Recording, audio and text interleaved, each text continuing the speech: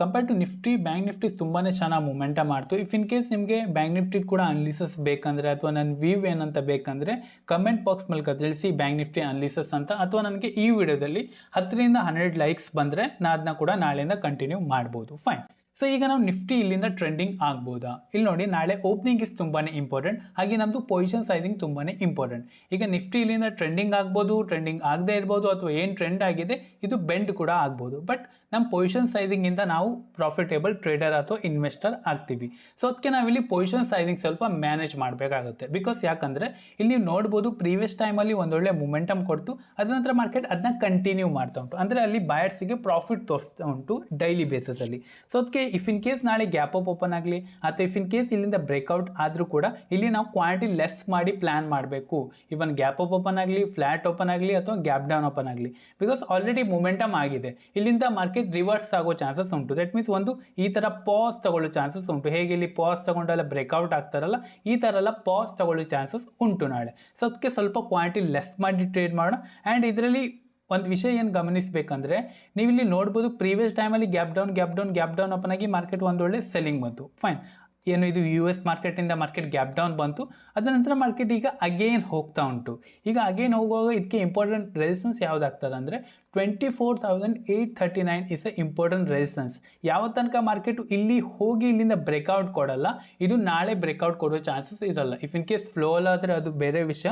ನನ್ನ ಪ್ರಕಾರ if in case ಇಲ್ಲಿ ಹೋಗಿ ಮಾರ್ಕೆಟ್ ಒಂದು ಕೈಂಡ್ ಆಫ್ ಒಂದು ಇನ್ವರ್ಟೆಡ್ ಹ್ಯಾಮರ್ ಟೈಪ್ ಕ್ಯಾಂಡಲ್ ಮಾಡೋ ಚಾನ್ಸಸ್ ಉಂಟು. ಬಿಕಾಸ್ ಟಾಪ್ ಇಂದ ಸೆಲ್ಲಿಂಗ್ ಮಾಡ್ತಾರೆ. ಆ್ಯಂಡ್ ಯಾರೆಲ್ಲ ಇಲ್ಲಿ ಬೈಯಿಂಗ್ ಮಾಡಿರ್ತಾರೆ ಇವರೆಲ್ಲ ಈ ರೆಸಿಸ್ಟೆನ್ಸ್ನ ನೋಡಿ ಸ್ವಲ್ಪ ಜನ ಪ್ರಾಫಿಟ್ ಬುಕ್ ಮಾಡ್ತಾರೆ. ಆ್ಯಂಡ್ ತುಂಬ ಈ ರೆಸಿಸ್ಟೆನ್ಸ್ನ ನೋಡಿ ಸೆಲ್ಲಿಂಗ್ ಮಾಡೋರು ಕೂಡ ತುಂಬ ಜನ ಇರ್ತಾರೆ. ಸೊ ಅದಕ್ಕೆ ಇಲ್ಲಿ ನೀವು ಪ್ಲ್ಯಾನ್ ಮಾಡುವಾಗ ಸ್ವಲ್ಪ ಕ್ವಾಂಟಿಟಿ ಲೆಸ್ ಮಾಡಿ ಪ್ಲ್ಯಾನ್ ಮಾಡಿ. ಏನು ಕೂಡ ಆಗಲ್ಲ. ನೀವು ನಿನ್ನೆ ಪ್ರಾಫಿಟ್ ಮಾಡಿರ್ತೀರಾ, ಇವತ್ತು ಪ್ರಾಫಿಟ್ ಮಾಡಿರ್ತೀರಾ, ಆ ಪ್ರಾಫಿಟ್ ಹೋಗಬಾರ್ದಲ್ಲ, ಆ ಪ್ರಾಫಿಟ್ನ ಪ್ರಿಸರ್ವ್ ಮಾಡಿ ಇಟ್ಕೊಳ್ಬೇಕಲ್ಲ. ಸೊ ಅದಕ್ಕೆ ಕ್ವಾಂಟಿಟಿ ಸೈಜಿಂಗ್ ತುಂಬಾ ಮುಖ್ಯ ಆಗುತ್ತದೆ. Fine. If in case gap up open ಆದರೆ ವೆಯ್ಟ್ ಮಾಡೋಣ. ಹೇಳಿದಾಗೆ ನಮ್ಮ ಸ್ಟ್ರಾಟಜಿ ಪ್ರಕಾರ ಇಫ್ ಇನ್ ಕೇಸ್ ಇಲ್ಲಿಂದ ಏನಾದರೂ ನಮಗೆ ಸೆಲ್ಲಿಂಗ್ ಸಿಕ್ಕಿದ್ರೆ ನಾವು ಸೆಲ್ಲಿಂಗ್ ಮಾಡ್ಬೋದು, ಇಲ್ಲ ಅಂದರೆ ಅದು ಹೋಲ್ಡ್ ಮಾಡ್ತಾರ ನೋಡಬೇಕು. ಇಲ್ಲಿ ನೋಡಿ, ಮಾರ್ಕೆಟು ಹೋಲ್ಡ್ ಮಾಡ್ತಾರೆ ನೋಡಬೇಕು, ತನ್ನನ್ನು ತಾನೇ ಹೋಲ್ಡ್ ಮಾಡ್ತಾರೆ. ಎಲ್ಲಿ ಓಪನಿಂಗ್ ಆಗಿದೆ ಅಲ್ಲಿ ತನ್ನನ್ನು ತಾನೇ ಹೋಲ್ಡ್ ಮಾಡ್ತಾರೆ ನೋಡಬೇಕು. ಫಾರ್ ಎಕ್ಸಾಂಪಲ್ ಈಗ ಅನ್ಕೊಳ್ಳೋಣ, ಮಾರ್ಕೆಟು 24,000 ಹತ್ರ ಕ್ಲೋಸಿಂಗ್ ಕೊಟ್ಟಿದೆ. ಫೈನ್. ಆ್ಯಂಡ್ ಮಾರ್ಕೆಟ್ ಓಪನ್ ಆಯಿತು 25,000, ಹೈಪೋಥೆಟಿಕಲಿ ನಾನು ಹೇಳ್ತಾ ಇದ್ದೀನಿ 25,000, ಆ್ಯಂಡ್ ಡೌನ್ ಸೈಡಲ್ಲಿ ಉಂಟು 23,000 ಅಂತ ಅಂದ್ಕೊಳ್ಳೋಣ. ಫೈನ್.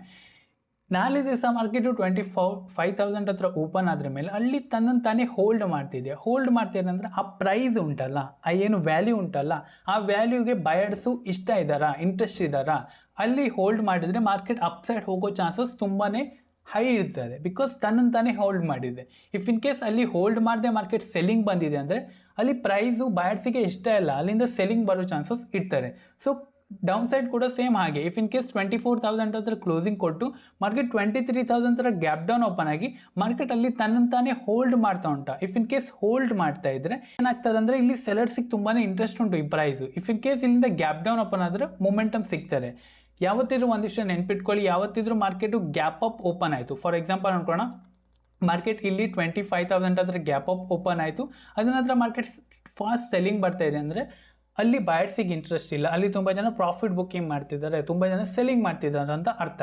ಸೊ ಆವಾಗ ನಾವು ಸೇಮ್ ಫೇವರಲ್ಲಿ ಹೋಗಬಾರ್ದು, ಸ್ವಲ್ಪ ವೆಯ್ಟ್ ಮಾಡಬೇಕು. ಇಫ್ ಇನ್ ಕೇಸ್ ನೀವು ಸೇಮ್ ಫೇವರಲ್ಲಿ ಹೋಗಬೇಕಂದ್ರೆ. So same as A gap down. If in case gap down open ಆಗಿ ಮಾರ್ಕೆಟ್ ಇಲ್ಲಿಂದ ರಿಕವರಿ ಆಗ್ತಾ ಇದೆ ಅಂದರೆ ನಾವಿಲ್ಲಿ ವೆಯ್ಟ್ ಮಾಡಬೇಕಾಗುತ್ತೆ. ಇಲ್ಲಿ ಏನು ಹೋಲ್ಡ್ ಮಾಡ್ತಾ ಉಂಟಾ ಅಥವಾ ಇಲ್ಲಿಂದ ರಿಕವರಿ ಆಗ್ತಾ ಉಂಟಾ. ಇಫ್ ಇನ್ ಕೇಸ್ ರಿಕವರಿ ಆಗ್ತಾ ಇದೆ ಅಂದರೆ ಇಲ್ಲಿ ಬಯರ್ಸ್ ತುಂಬ ಇಂಟ್ರೆಸ್ಟ್ ಇದ್ದಾರೆ, ಅಥವಾ ಯಾರಿಲ್ಲಿ ಸೆಲ್ಲಿಂಗ್ ಮಾಡ್ತಿದ್ದಾರೆ ಅವರೆಲ್ಲ ಬೈಯಿಂಗ್ ಮಾಡ್ತಿದ್ದಾರೆ ತಮ್ಮ ಲಾಸ್ನ ಕವರ್ ಮಾಡಲಿಕ್ಕೆ, ಅಥವಾ ಯಾರೆಲ್ಲ ಪ್ರೀವಿಯಸ್ಸಲ್ಲಿ ಸೆಲ್ಲಿಂಗ್ ಮಾಡಿರ್ತಾರೆ, if in case 24,000 trend negative ಇದ್ದರೆ ಅವರೆಲ್ಲ ಬೈಯಿಂಗ್ ಮಾಡ್ತಿದ್ದಾರೆ ಅಂತ ಅರ್ಥ.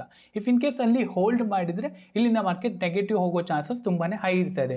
ಇವತ್ತು ಕೂಡ ಆಗಿತ್ತು ಆ್ಯಂಡ್ ಪ್ರೀವಿಯಸ್ ಟೈಮ್ಸಲ್ಲಿ ಕೂಡ ಹೀಗೆ ಆಗಿದೆ. ಬೇಕಾದರೆ ನೀವು ಬ್ಯಾಕ್ ಟೆಸ್ಟ್ ಕೂಡ ಮಾಡ್ಬೋದು. ಫೈನ್. ಈ ಥರ ಇನ್ ಡೆಪ್ತಲ್ಲಿ ಯಾರು ಕೂಡ ಹೇಳಲ್ಲ. ಇಫ್ ಇನ್ ಕೇಸ್ ನಿಮಗೆ ಇನ್ನೂ ಡೆಪ್ತಲ್ಲಿ ಬೇಕಂದರೆ ಇಯರಿಂದು ಮೆಂಬರ್ಶಿಪ್ ಉಂಟು, ಅದನ್ನ ನೀವು ಜಾಯ್ನ್ ಆಗ್ಬೋದು. ಡಿಸ್ಕ್ರಿಪ್ಷನ್ ಬಾಕ್ಸಲ್ಲಿ ಲಿಂಕ್ ಹಾಕಿದ್ದೀನಿ. I 1 year membership plan. If in case ನೀವು ಇಂಟ್ರೆಸ್ಟೆಡ್ ಇದ್ದರೆ ಜಾಯ್ನ್ ಆಗ್ಬೋದು. ಇದರಲ್ಲಿ ಏನುಂಟು ಏನಿಲ್ಲ ಅಂತ ನಾನು ಇದರಲ್ಲಿ ಡೀಟೇಲ್ಸಲ್ಲಿ ಹಾಕಿದ್ದೀನಿ. ಫೈನ್. ನಾಳೆ analysis simple. If in case market ಯಾವಾಗ ಡೇ ಹೈನ ಬ್ರೇಕ್ಔಟ್ ಆಗ್ತಾರೆ ಅಥವಾ ಡೇ ಲೋನ ಬ್ರೇಕ್ ಡೌನ್ ಆಗ್ತದೆ ಆವಾಗಲೇ ನಾನು ಇಂಟ್ರೆಸ್ಟ್ ಇದ್ದೇನೆ. ಸೊ ಎರಡು ಸೈಡಲ್ಲಿ ನಾನು ಸ್ವಲ್ಪ 1/3 ಕ್ವಾಂಟಿಟಿಯಲ್ಲಿ ಟ್ರೇಡ್ ಮಾಡ್ತೀನಿ. ಇದರ upside trend with or either against the trend. Quantity less ಮಾಡಿ ನಾ ಟ್ರೇಡ್ ಮಾಡಲಿಕ್ಕೆ ಇಷ್ಟಪಡ್ತೇನೆ. ಆ್ಯಂಡ್ ನಾಳೆ ಓಪನಿಂಗ್ ಎಲ್ಲ ಆಗ್ತಾರೆ, ಅದು ನಾ ಹೇಳಿದಾಗಲೇ ಆವಾಗಲೇ ಸಸ್ಟೈನ್ ಆಗ್ತಾರಾ ಇಲ್ವಾ ಅದು ಸ್ವಲ್ಪ ಇಂಪಾರ್ಟೆಂಟ್ ಆಗ್ತಾರೆ. Fine, trading is easy. ನೀವು ಎಷ್ಟು ಸಿಂಪಲಾಗಿ ಅರ್ಥ ಮಾಡ್ಕೊಳ್ತೀರಾ, ಎಷ್ಟು ಸಿಂಪಲಾಗಿ ಅದನ್ನ ಅಳವಡಿಸ್ಕೊಳ್ತೀರಾ, ಅಷ್ಟು ನಿಮಗೆ ಟ್ರೇಡಿಂಗ್ ಈಸಿ ಆಗ್ತದೆ. ಫೈನ್, ಡೈಲಿ ಚಾರ್ಟಲ್ಲಿ ತುಂಬ ಚೆನ್ನಾಗಿ ತೋರ್ತಾ ಉಂಟು ನಿಫ್ಟಿ. ಸೊ ನೋಡುವ ನಾಳೆ ಹೇಗೆ ಈ ಪ್ರೈಸು ಸಸ್ಟೈನ್ ಆಗ್ತಾರೆ ಅಥವಾ ಸಸ್ಟೈನ್ ಆಗಿಲ್ಲ ಅಂದರೆ ನಾನು ನಿಮಗೆ ಅಪ್ಡೇಟ್ ಮಾಡ್ತೀನಿ ಅನಾಲಿಸಿಸ್ ಮೂಲಕ. ಆ್ಯಂಡ್ ನಾನು ಇಫ್ ಇನ್ ಕೇಸ್ ನಿಮಗೆ ಲೈವ್ ವಿಡಿಯೋಸ್ ಬೇಕಂದ್ರೆ ಕೂಡ ಕಮೆಂಟ್ ಬಾಕ್ಸಲ್ಲಿ ತಿಳಿಸಿ. ಫೈನ್, ಈ ವಿಡಿಯೋದಷ್ಟೇ. ಐ ಥಿಂಕ್ ನೀವೇನಾದರೂ ಕಲ್ತೀರಾ ಅಂತ ಅಂದ್ಕೊಳ್ತೀನಿ. Have a good day, have a profitable weekend.